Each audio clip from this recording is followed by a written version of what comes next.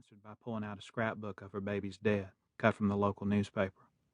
"People remembers it," she said. "People forgets if it ain't wrote down." I reckon so. The next morning, the death I was called to was personal.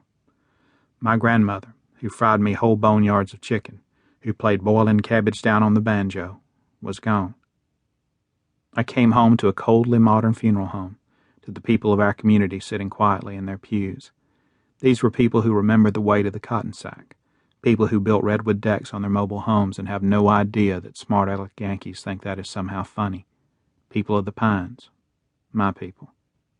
I came home to a pale and elegant body in an open coffin, her thin hands crossed on her breast. I've made my living in graveyards of spirit, in the blasted-out, crack-infested streets of Miami's Liberty City, in the insane hallways of Manhattan's welfare hotels, in the projects in Birmingham, and in the reeking oceanfront slums of Port-au-Prince, and on death rows in 3 states. I've seen so many horrible things in so many horrible places that I have suspicions about God and doubts about heaven. But in that funeral home, I found myself wishing for it, envisioning it. I bet even God, unless he is an Episcopalian, likes a little fado dough every now and then. And I like to think of her up there, blowing a hurricane on her harmonica and singing a little too loud. A million sights and sounds rang through my head as I stared down at her.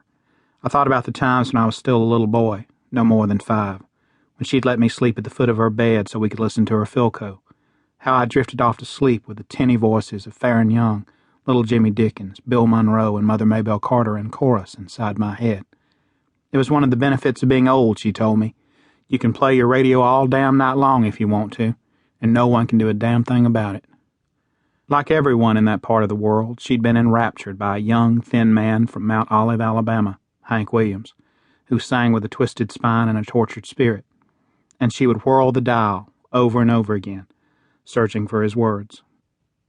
She told me she saw him once back before he died, but she was flying pretty high on her medicine that night and might have told a lie. She felt that another benefit of old age was that it gave you license to lie like a Republican. But it was then, as that dead man's poetry ran through my mind, as I stared down at that old woman I'd seen for just a few hours a year on Thanksgiving and Christmas because I wrongly believed I was doing more important things, that I knew I should not wait any longer to write some of this down, whether anybody ever read it or not. Maybe, if I tell it right, she'll live again, and all the things she could have shared about who we are, who I am, will not be so badly missed. I like to believe that. I already know a good bit about my history, stories that were seldom written down, only passed from one to another of us over the endless, beautiful, hateful rows of cotton that I still dream about even today, even though the fields lie in trash and weeds. I know I was born during one of those periods when my father had abandoned my mother, that, and I still do not know whether to laugh or cry about this, he did not bother to come and see me until I was almost 2 years old. I know he brought a stuffed panda bear as big as God, and I dragged it around until he was one-eared and his eyes fell off. And I remember running with it, too heavy, when I was a few years older, running down a dirt road in the night from him. I know I grew up in a time when a young man in a baggy suit and slicked down hair talked hot and mean about the colored, giving my poor and desperate people a reason to feel superior to somebody, to anybody. I know that even as the words of George Wallace rang through my Alabama, the black family who lived down the dirt road sent fresh-picked corn and other food to the poor white lady and her 3 sons, because they knew their daddy'd run off, because hungry does not have a color. I know that a few weeks later he whirled through our house in a drunken rage, and as always our mama just absorbed it, placing herself like a wall between her husband and sons. I know that later my older brother Sam and I lay in the dark and tried to figure out a way to kill a grown man before he hurt her anymore. I know that I had a 3rd brother, an infant, who died because we were left alone and with no money for my mama to see a doctor, that he did not live long enough to have a name. I know his gravestone just reads Baby Bragg, and my mama never mentioned him to us for 30 years.